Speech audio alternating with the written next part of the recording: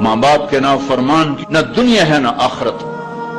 ایک صحابی ہے، یا رسول اللہ میرا باپ نا میری کمائی میں سے خرچ کرتا، مجھ سے پوچھتا ہی نہیں، اور شرعاً قانوناً اگر میری کمائی میرے باپ کی جو کمائی ہے یا زمین ہے جائیداد ہے اس سے الگ میں نے اپنی محنت سے کوئی کمائی کی ہے، وہ میری ذاتی چیز ہے، قانوناً میرے باپ کو بھی پوچھنا چاہیے کہ بیٹا یہ تمہاری چیز میں لے سکتا ہوں، یہ پیسہ میں استعمال کر سکتا ہوں، قانون یہ ہے۔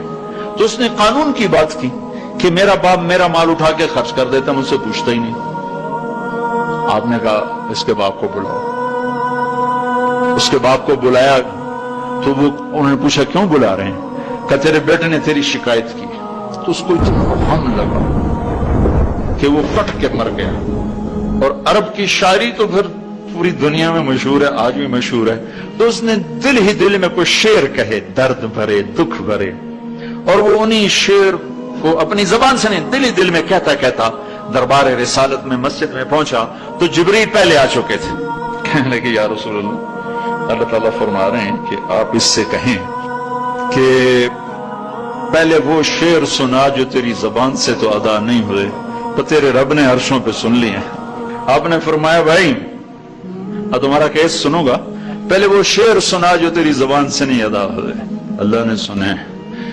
کہنے لگا یا رسول اللہ میں گواہی دیتا ہوں آپ سچے رسول ہیں، آپ کا رب بڑا طاقتور رب ہے، آپ کے رب کی قسم زبان سے ایک لفظ نہیں نکلا، دکھ بھری فریاد تھی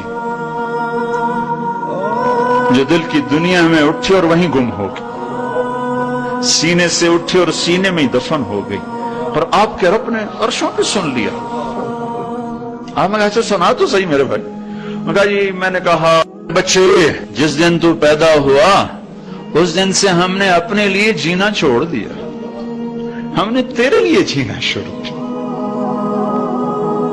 گرمی سے لڑے، سردی سے لڑے، موسموں سے لڑے، حالات کے آہنی پنجوں سے رزق نکالا، جبڑوں سے رزق نکالا، جوانی کو قربان کیا، صحت کو قربان کیا، اپنے جذبات کو سلا دیا، تیرے چہرے کی ایک مسکراہٹ دیکھنے کے لیے ساری ساری رات کام کیا، سارا سارا دن کام کیا، کبھی دھوپ میں کبھی سردی میں، کبھی گرمی سے لڑا کبھی سردی سے لڑا، کبھی موسم سے لڑا کبھی بھوک سے لڑا، تجھے کھلایا خود بھوکا رہا، تجھے پلایا خود پیاسا رہا، تجھے چھاؤں میں لٹایا خود دھوپ میں بیٹھا، تجھے سکھ پہنچایا خود دکھ جھیلا۔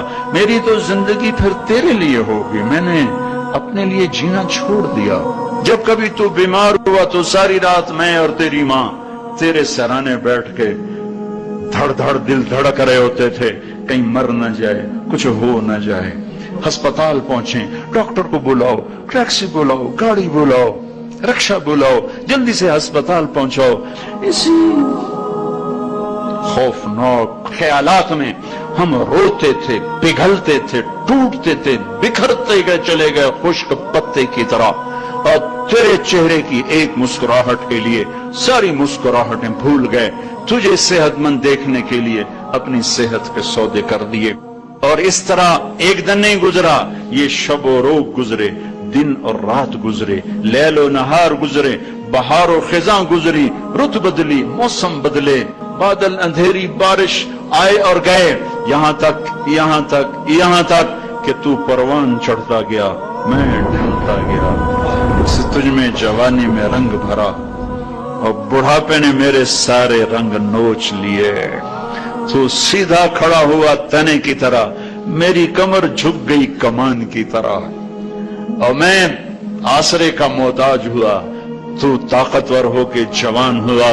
پھر مجھے خیال آیا کہ میں اس کی انگلی پکڑ کے چلا، گود بٹھا کے چلا، کندھے بٹھا کے چلا، ہاتھ بٹھا کے چلا، اس کے لیے در در کی ٹھوکریں کھائیں۔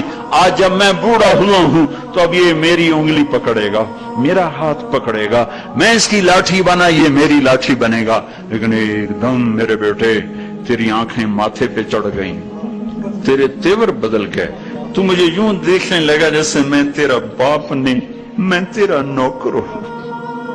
تو میں نے اپنی زندگی کو جھٹلا دیا اور میں نے کہا میں خواب دیکھ رہا تھا کہ میں باپ ہوں۔ نہیں میں باپ نہیں، میں نوکر ہی ہوں۔ میں پڑوسی ہوں تو اچھا میرے دوست، اگر میں پڑوسی ہوں تو پڑوسی کو بھی تو لوگ پوچھ ہی لیتے ہیں، کبھی مجھے پوچھ ہی لیتا کہ بھائی کسی چیز کی ضرورت تو نہیں، وہ چاہیے تو نہیں۔ یہ اتنے درد بھرے اشعار ہیں کہ میرے تو اتنی فصاحت نہیں کہ میں اس کا ترجمہ کر سکتا، لیکن یہ وہ اشعار تھے کہ میرے نبی زار و قطار روز اور آپ ٹوٹ پڑے اور آپ کی داڑھی آنسوں سے تر ہو گئی اور آپ نے اس کو گریبان سے پکڑا اور یوں جھٹکا دیا، اٹھ جا، دفع ہو جا، انت و مالک لابیک، تو باپ کے خلاف مقدمے کرتا ہے، نکل جا، تو اور تیرا سب کچھ تیرے باپ کا ہے۔